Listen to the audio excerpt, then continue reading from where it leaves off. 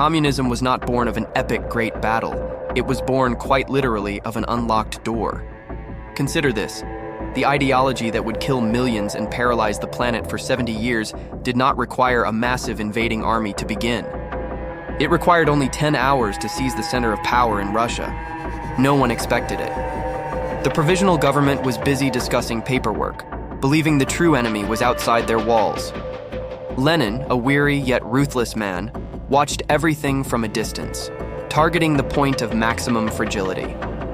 The clock struck 9:45 p.m. on November 7, 1917, when the battleship Aurora fired its single, definitive shot over Petrograd. This shot was the sound of a nation's internal suicide. But what was the minuscule strategic error committed by the government that allowed Lenin, in less than a day, to secure the first communist dictatorship and sign the decree for the betrayal of November? What truly happened that night to make 70 years of Cold War inevitable? The answer lay in the darkness of that cold Petrograd night and the absolute failure of assessment. The Provisional Government, isolated inside the Winter Palace, failed to see that the threat was not coming from the front lines, but from within its walls. At 9:40 p.m., the cruiser Aurora fired its blank shot, the signal. In less than 24 hours, Lenin and Trotsky did not just seize power. They stole it from a government that had zero popular support, defended by fewer than 2,000 people, many of them inexperienced cadets and the desperate women S Battalion of Death. This was not a heroic siege, it was a pathetic invasion. The true coup, the betrayal of November, was the immediate vacuum of leadership that followed. Instead of consolidating a fragile democracy after centuries of Tsarism, the Provisional Government spent crucial months debating, paralyzed by internal divisions. Lenin, meanwhile, crafted his plans with surgical precision. This was not the People's Revolution.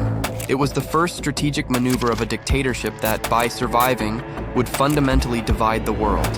What they created was not just a new state, but an existential geopolitical enemy for the West. In Petrograd, 1917, disorganization and political arrogance killed freedom. The weakness of a single night turned into the ideological fault line that would escalate into global brinkmanship. 70 years of nuclear dread, proxy wars, and institutionalized mistrust. This is the price the world paid for the night Russia stumbled into history. The world was anticipating the end of the Great War. What was about to be born was the opening salvo of a conflict that would consume the subsequent century. The fatal flaw of Alexander Kerensky's Provisional Government was not the external threat, but the catastrophic internal decay. This shaky regime, installed after the Tsar's abdication, had failed to deliver on the two core promises crucial to the soul of Russia: peace and land. The peasantry, constituting over 80% of the population, was exhausted. Kerensky kept Russia chained to the trenches, desperately hoping for Allied aid, a loyalty that cost him the allegiance of his own people. While Kerensky clung to the illusion of control in the Winter Palace, Lenin, concealed but fiercely focused, wove the final threads of his strategy. This was not a revolution built on spontaneous uprising, but on meticulous military planning. Leon Trotsky, the operational architect, had mobilized the Military Revolutionary Committee. This wasn't a conventional army, but a focused paramilitary strike force. Factory workers and disillusioned Baltic sailors, the disciplined core of the Red Guard. On the morning of November 7, 1917, the attack began not with massed infantry, but with a silent surgical occupation. Bolshevik units seized vital infrastructure points almost without resistance. Post offices, railway stations, power plants, and the bridges over the Neva River fell within hours. The key to the success of this revolution was its utter swiftness, exploiting the fatal administrative paralysis of the Provisional Government. In the preceding 24 hours, Kerensky had lost all contact with reality, relying on troop loyalties that vanished into the Petrograd fog. By afternoon, the focus turned to the Winter Palace. Once the seat of Tsarist might, it was now defended by a pathetic last stand. A few thousand demoralized military cadets, Cossacks who soon deserted, and shockingly, a single battalion of female shock troopers. They faced an estimated 10,000 determined Red Guards and sailors. The Great Battle of October lasted mere hours, and the most chilling statistic reveals the depth of the government's betrayal. The total number of documented fatalities among the defenders was less than 10. The supposed fierce resistance was, in reality, a complete administrative collapse. The moment the cruiser Aurora fired its blank shell signal across the Neva, the last remnants of legal authority evaporated.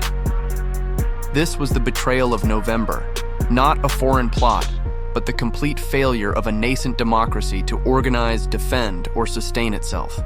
Power wasn't seized in a glorious charge, it was simply collected from the vacuum Kerensky left behind. Lenin emerged from the shadows to declare to the Congress of Soviets, "We shall now proceed to construct the socialist order." The first immediate decrees, land redistribution and the decree on peace, were masterstrokes of populist manipulation. They promised universal liberation. But the true cost was instantaneous, the centralization of power in the hands of the Bolshevik elite. Within months, when the promised Constituent Assembly refused to ratify the Bolshevik dictatorship, Lenin simply dissolved it, crushing the democratic experiment entirely. The organizational error of the Provisional Government didn't just allow communism to take root, it ensured that the communist state would be born strong, armed, and utterly totalitarian. The world had witnessed the birth of its new global enemy, an ideological nemesis that guaranteed the 20th century would not see peace, but 70 years of covert nuclear confrontation. Once the Provisional Government fell, the world tried to convince itself this was merely another localized tremor in the unstable Russian landscape. But what Lenin had built in those 24 hours was not a transitional government. It was a declaration of ideological war against global capitalism. The Bolsheviks' first action was not to pacify, but to export terror. The Treaty of Brest-Litovsk in 1918, ceding vast territories to Germany, showed that Lenin was willing to sacrifice Russian territorial integrity for the survival of communism. The message was clear. The revolution was greater than the nation. Next came the Civil War, 1918 to 1922. It is estimated that between battles, famine, and the brutal Red Terror, Russia lost approximately 10 million lives, double the Russian casualties in World War I. This internal violence forged the steel of the Soviet Union. But the damage expanded far beyond the borders. The true cost of the November betrayal would only be tallied 7 decades later. The speed with which Lenin and Trotsky seized power ensured that communism was not a passing experiment, but an antagonistic superpower. By 1945, after World War II, the world was divided not by armies, but by the ideology born that night in 1917. The Cold War, lasting 45 formal years, consumed trillions of dollars in nuclear and conventional weaponry. The USSR and the US, at their peak, collectively spent roughly 10% of the global GDP on defense. This confrontation was not fought in Berlin, but in the peripheries of the world: Korea, Vietnam, Afghanistan. More than once, 20 million people died in proxy wars funded by the two ideological superpowers. The fateful error of November 1917, the true betrayal, was not Lenin's brute force. It was the paralysis of Kerensky's Provisional Government, which, between February and October, failed to distribute land and withdraw Russia from the war. The liberal elite believed they could manage chaos with bureaucracy, failing to recognize that famine and war had created a power vacuum that only the radical, simplistic promise of the Bolsheviks could fill. Lenin didn't need a majority, he needed opportunity. He didn't invent discontent, he capitalized on it. The dark lesson that echoes a century later is that internal disorganization, the failure to heed popular demand, and the inability to act decisively are more dangerous to an emerging democracy than any external enemy. When we look at today's polarized democracies, where misinformation and political inaction create fertile ground for extremism, the shadow of the Winter Palace lengthens. History tells us that when leadership fails to occupy the center, extremism does not ask permission. It simply takes charge. The Russian Revolution of 1917 began as a hope for freedom, but ended as a blueprint for global tyranny. The November betrayal was not a bloody assassination, but the theft of global stability, A theft whose ideological and economic consequences we are still paying for. A cold echo reverberating in every modern geopolitical crisis. But the story does not end here. What happened to the only man who could counter Lenin, Leon Trotsky himself, and how he was silenced reveals the true nature of the machine he helped create.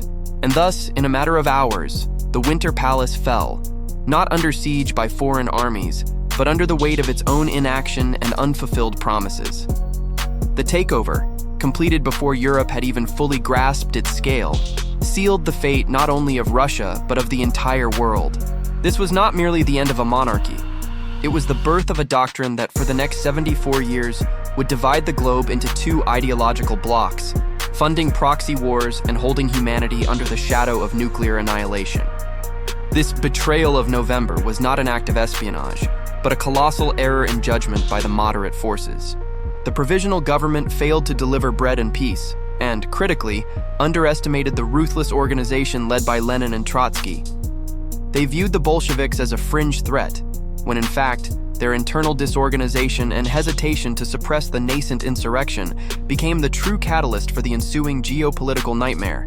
The cost of this single day of weakness was the defining conflict of the 20th century. The lesson of 1917 is brutal and timeless. Internal disorganization and complacency in the face of a growing threat from within can be infinitely more fatal than any external enemy. That day didn't just change Russia, it drew the map of the Cold War and cost millions of lives in the name of a utopia transformed into tyranny. The October Revolution was the door, and the hesitation of November was the key. This was just one of the days that shaped our world. To make sure you don't miss the next significant historical event we uncover here on the channel, subscribe now to The Day That Changed Everything and turn on notifications. What other day would you like to see covered here? Comment below.